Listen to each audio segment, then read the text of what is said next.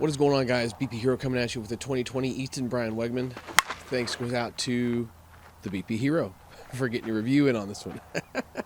I actually picked this up used from a friend of mine with about 75 swings on it and wanted to get a review in on it for you guys. So here we are. The balls we're using in this video are a mix of 52-300 and 44-400 and classic in balls, mostly evils. This one is approved for USSSA play and has around 75 swings on it when I got it. It is a 27 ounce, and these actually have a progressive inload to them. The 26 is a ½ ounce, the 27 is a 1 ounce, and the 28 is 1½ ounce inload. And to me, this 27 ounce with the full ounce did feel borderline sledgy. I like a lot of inload, so I like that feel. But if you're not a big fan of a ton of inload, just let it be known that it's going to feel a little bit heavier than you may expect.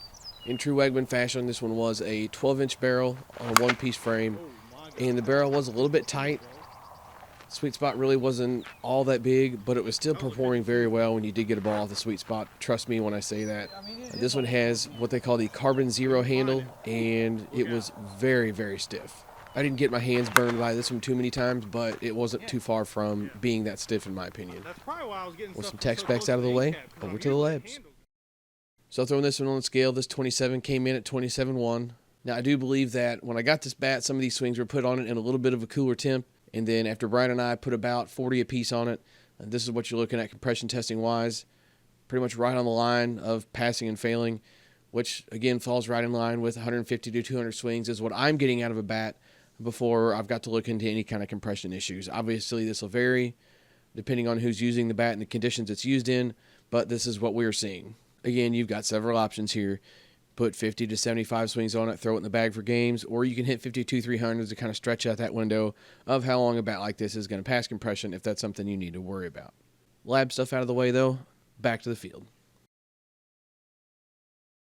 So this bat reminded me a lot of the Easton Wham from the comic series we just did. If you're looking to put an absolute hurting on a ball, look no further than a bat like this.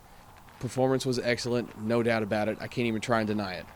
But it did lack some to be desired in the feedback department, as well as having a relatively small sweet spot. This bat 100% felt like an older one-piece bat in terms of that stuff. Some of this is also coming from comparing this Wegman to the rest of the Wegman line from the last few years, where they've been relatively smooth to swing and actually somewhat forgiving for a one-piece.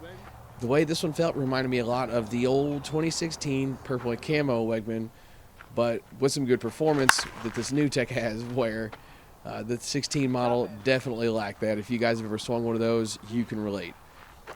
This is what it felt like in the hands, but with some actual good performance. If you're a one-piece fan or a fan of the Wegman line, then you can definitely consider giving this thing a whirl. But outside of that, I'm going to be honest with you, I'm not real sure I'd go recommending this bat to too many people.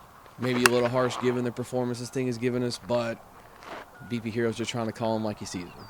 That's going to conclude this review, though, guys. Thanks for stopping in and checking it out. I hope you enjoyed it.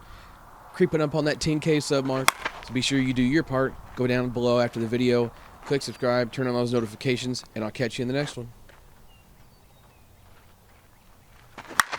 There, I finally threw you a good pitch. Look at that ball.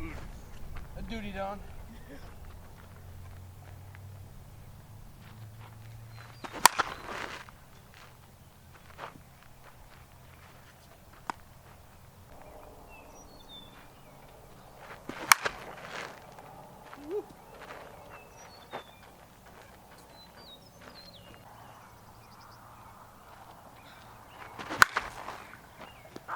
Leave.